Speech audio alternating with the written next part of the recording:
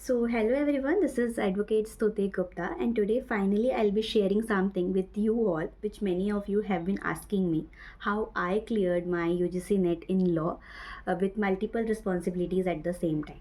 So, let me tell you clearly that I did not sit in isolation for like 10 to 12 hours a day. I was juggling with academics, professional commitments, and personal responsibilities at the same time. Yet, I somehow managed to clear my UGC NET December 2025 attempt. So the whole session will be divided into four parts, what I study and how I manage the time with the multiple responsibilities, and what mistake I personally avoided, and what actually works for me in UGC NET Law 2025 attempt. So before moving ahead, a quick disclaimer that many of you will be hearing a lot of strategies with so many persons who have qualified the UGC NET examination. But I want to tell you all that strategies are something which you personally create. We can provide you only the line of direction, how we proceed ahead with the subjects and the examination, but at the end of the day eventually it will be your strategy will help you crack the examination. So before moving ahead, my introduction. First of all, this is Advocate Stuti Gupta, BLLB honors and a gold medalist awarded by the President of India, and I have completed my masters in criminology and secured fifth rank in the university. And recently I have qualified for the UGC NET examination, and I am a PhD scholar enrolled in the Devi Ahilya Vishwavidyalaya University. So first of all, I have been listening, and it's more like a myth that we have to study 10 to 12 hours a day, then only we will be able to crack the examination. See, यहाँ पर मेरी personally strategy ये रहती थी कि apart from that long sitting hours, because I am a person who मतलब जो prefer ही नहीं करता जो दो दो तीन तीन घंटे मतलब नौ नौ घंटे एक साथ बैठ के पढ़ ले. I believe in taking breaks and then learn और study in slots. So like अगर मेरे पास मॉर्निंग का स्लॉट अवेलेबल है तो I will be studying for like 2.5 hours max. Then I'll be taking the slot in the noon or in the evening according to the availability of the timing and according to my schedule. So like I personally don't believe in sitting for a long time and study, because that does not work out for me, because I'm a person who studies in a slot. So the very first myth is आपको पूरा 12-12 घंटे पढ़ना है, 9-9 घंटे पढ़ना है, then only you will be able to crack the examination. No, it's depend on how quick you grasp the thing and how much strong you are in your concept. So when I looked into the pattern of the UGC NET, so very first thing I realized is that आपको concept के ऊपर आपकी बहुत अच्छी command रखना पड़ेगा. Because सब लोग बोलते हैं कि पेपर 1 में क्वेश्चन रिपीट होते हैं. क्वेश्चन रिपीट नहीं होते हैं, it's more like the pattern of the question जो कंटिन्यू होते हैं. बट रिसेंटली अगर आप देखोगे पास्ट 2 years में the pattern of the UGC NET exam is drastically evolving. Like we will be having a question regarding to the assertion and reasoning too, then the chronological effect event based question, then also we are having the question related to more inclined towards PA public international laws and comparative constitutional based question. So we need to adopt with the timings. So I'll be dividing it in a 3 phase. The very first phase of mine deal with the concept clarity, and the second phase of mine deals with the PYQ analysis and coping up with the trend, and last is the revision strategy. Let me tell you clearly this: the more you do the revision, the more you have a retention power, the more it will be easier for you to crack the examination. अगर मैं बात करूँ phase 1 of my strategy, that is understanding the concept and laying the foundation. For law or for the paper 1, I personally recommend you to try to study both of the subjects simultaneously. I know ये बहुत repetitive चीज़ है, हर किसी के videos में आपने ये सुना होगा कि अगर आप पेपर 1 और पेपर 2 को साथ में पढ़ते हैं देन आपके लिए ये ईजी हो जाता है एग्ज़ाम में चीज़ों को रिकॉल करना. बिकॉज मेरा अगर कह रही हूँ कि दोनों पेपर को एक साथ पढ़ो, इसका मतलब ये है कि फॉर एन एग्ज़ाम्पल अगर एग्ज़ाम्स को आपके 1 महीना बचा है और आपने स्टार्टिंग लास्ट के मतलब 15 दिन में पेपर 1 पढ़ के ख़त्म किया and then you are only revising paper number 2, तो होगा क्या ना, पेपर के पास आते-आते बहुत सारे concept and the things will got vanished. So try to manage both the subject all together. आप अपने हिसाब से स्लॉट्स बना लीजिए कि if in the morning you are starting for paper 1, then in evening you need to cover the paper number 2। इसमें भी it's like कि हम क्या पढ़ें क्या छोड़ें। If you are having a limited period of a time कि मैं लास्ट के 1 महीने में ही प्रिपरेशन स्टार्ट कर रहा हूँ, then that can be one of your question ki what is important, should I read and what should I skip. But for a attempt of June 2025, I personally recommend you all to complete whole core 10 units of paper 1 and paper 2 in very effective manner. पहले आप PYQs देखिए कि किस topic से, किस pattern से, किस तरीके से क्वेश्चन आ रहे हैं।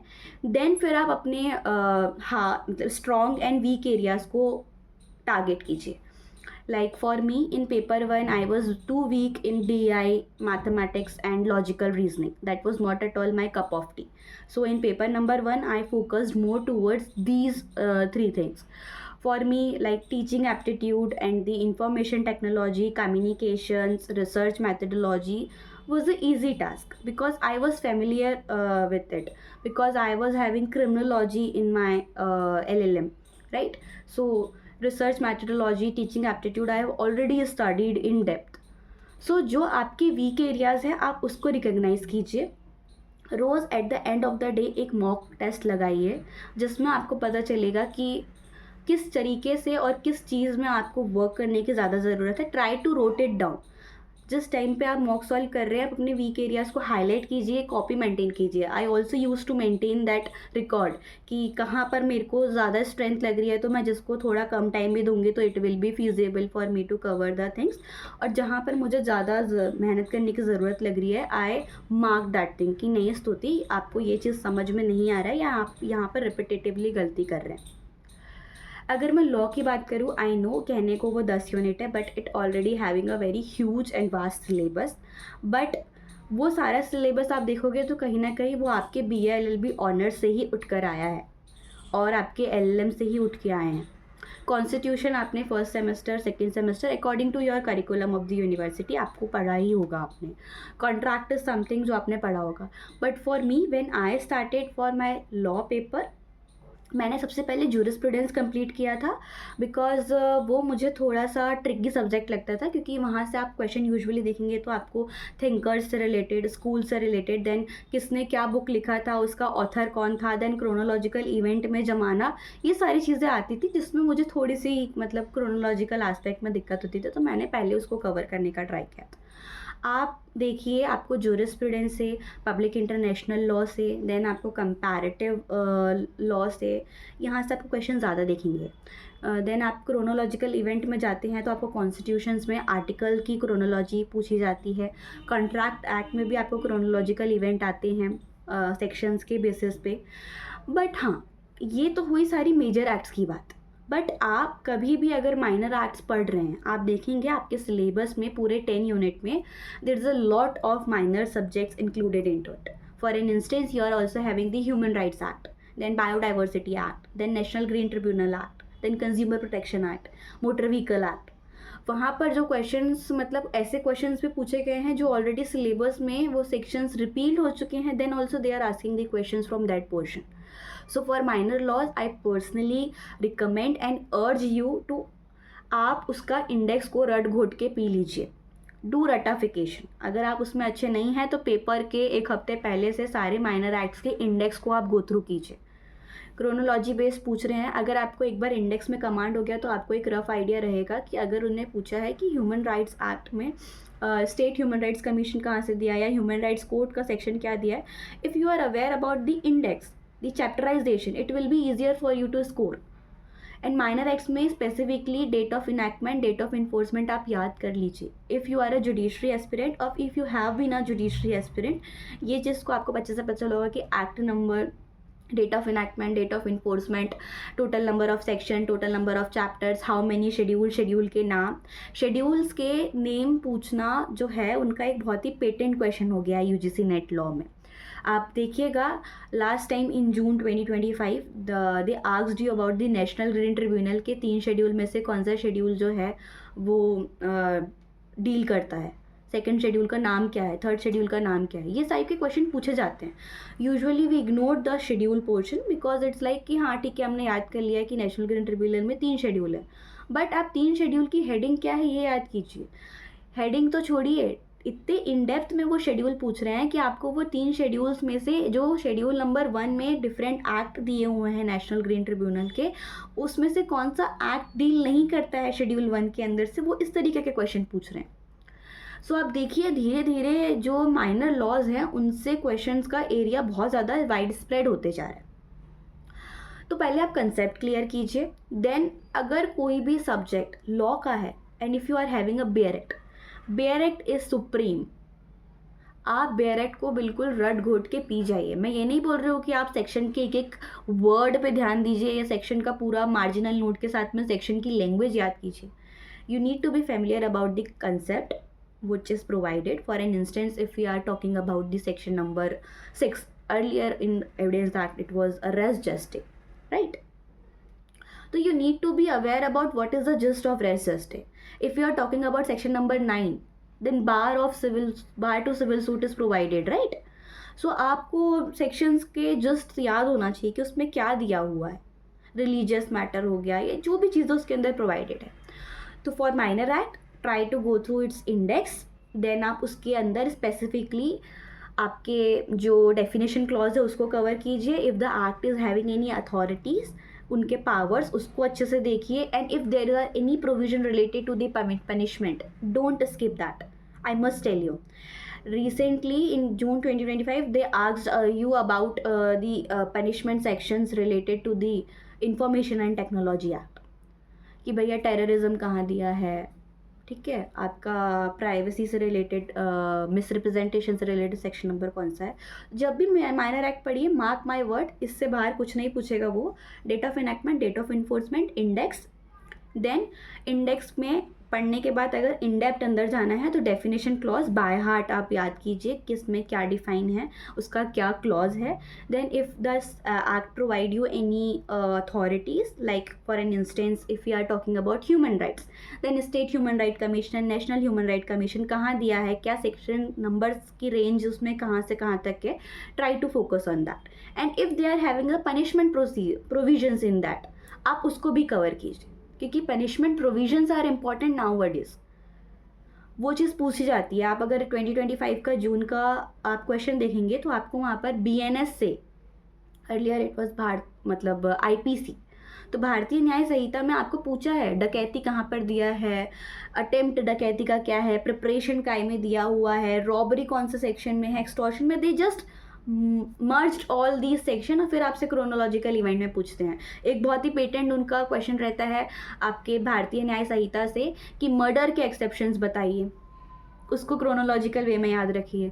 Article 19 of the constitution everyone is aware about the same, but when it comes to the chronological event हमारे दिमाग में इट्स गेट खिचड़ी बन जाता है कि भैया freedom of speech and expression 1 में दिया है तो ट्रेड कौन से सेक्शन में हो, मतलब क्लॉज से क्लॉज में होगा। तो लाइक बहुत सारी चीज़ें अपन पढ़ते हैं बट अपन इतने माइन्यूटली उसको याद नहीं रख पाते और हमारे कोर मेमोरी में उस टाइम पे वो हिट नहीं कर पाती है। तो ये चीज़ आप फोकस कीजिएगा।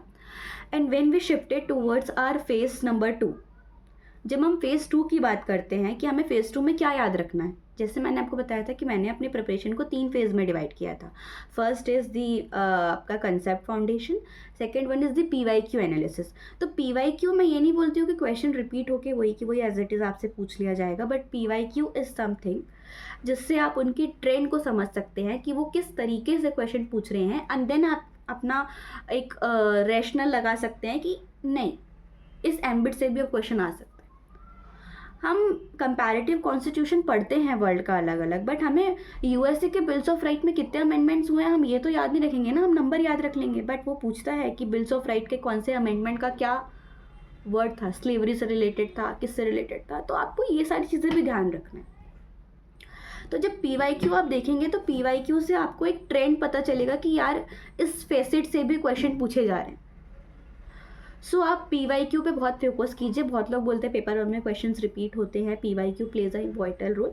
इन माय केस मैंने PYQ को as a line of direction देखा था कि मुझे किस तरीके से अपनी प्रिपरेशन रखना है and what can I expect from a paper maker कि वो इस पोर्शन से क्वेश्चन पूछ सकता है। कभी भी कोई टॉपिक पढ़ते हैं तो आप उस टाइप टॉपिक को अपने आप में रख के देखिए कि अगर आप एक पेपर बनाने वाले होते तो क्या आप इस पैसेज से क्वेश्चन पूछते।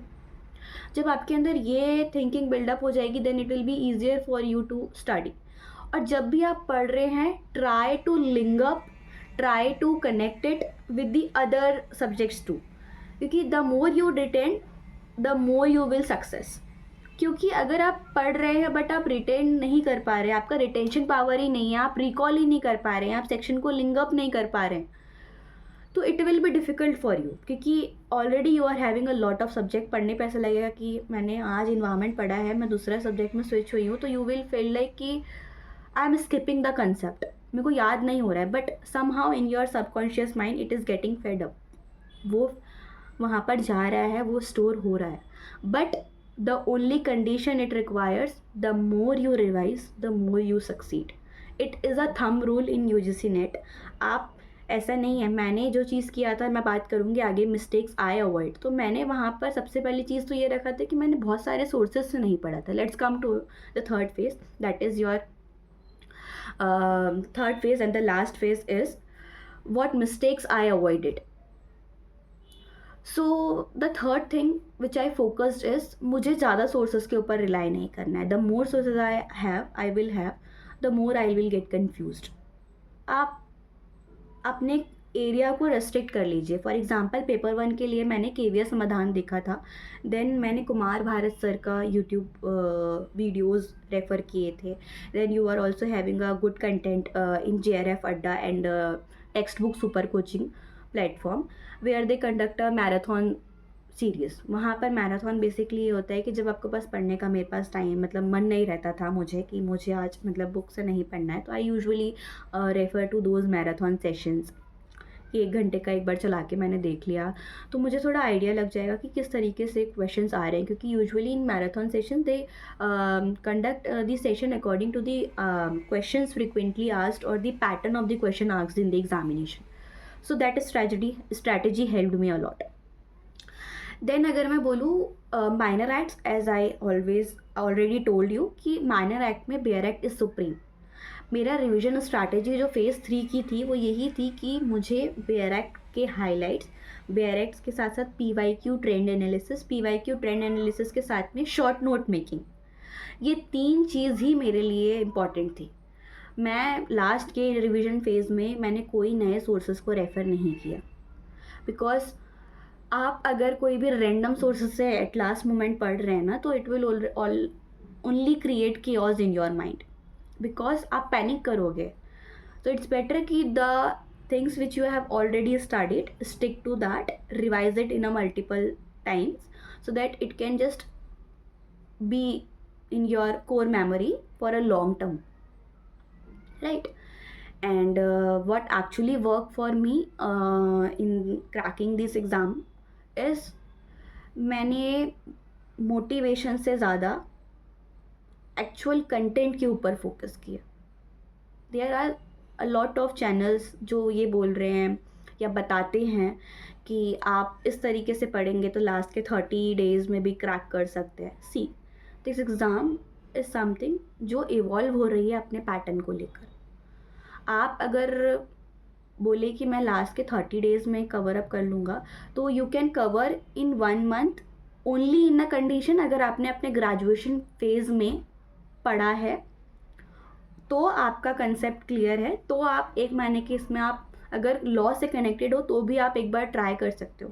But if you are person who is truly new to this field and then you are thinking कि मैं 1 महीने में क्रैक कर लूँगा, दिस इज़ समथिंग, वो मोटिवेशन पर्पज़ के लिए अच्छा होता है, but in long term you can see you will not be able to crack it, because that is something आपको लग रहा है कि आपने अभी से पढ़ाई चालू किया है, बट अगर आप दिन के 1 घंटा भी कहीं और वेस्ट कर रहे हो, तो आप मार्क माई वर्ड, तो आप ये सोच लेना कि दूसरा कोई बंदा है जो ऑलरेडी इसके लिए बहुत सिंसियरिटी से पढ़ाई कर रहा है और वो आपसे ऑलरेडी आगे निकल गया है। मेरे लिए यही होता था, अगर मैं दिन के कोई काम में मुझे ऐसा लगता है कि मैंने कुछ फ्रूटफुल नहीं किया, तो मेरे को यही लगता था कि दूसरा कोई ऑलरेडी होगा जो मेरे से ज़्यादा पढ़ लिया होगा, जो सिंसियर होगा, जिसने उस चीज़ को कवर अप भी कर लिया होगा। और मेरे लिए एक चीज़ जो बहुत ज़्यादा मैटर करती है, आपके लिए consistency is the only key to success, towards the success. Because मेरे लिए ये होता था कि अगर मेरा ख़राब दिन भी है, तो भले ही मैं आधी घंटा पढ़ूंगी, बट मैं पढ़ूंगी, मैं अपना वो लिंक को नहीं तोड़ूंगी। So that's all from my end. So if you are someone who is aiming to target towards the UGC NET examination, and you want my guidance towards how I crack the examination in terms of the resources and how I manage the things, and which books I refer, whom I took the assistance, so comment down, I'll be providing you the strategy for the same. And all the best. Just remember one thing, if you feels like कि life is already giving you or pushing you back, you are not just pushing, they are not just pushing you the back, they are just preparing towards making you to do the high jump. Because in my studies phase, I also always remember, like at the end of the day, I realized that Stuti, things are not working for you. You never know, just do your work. There is something which is destined for you and which will reach to you at the right time. So for more such guidance videos, connect with me at Law with Stuti, and don't forget to subscribe my channel, that is Law with Stuti. Thank you.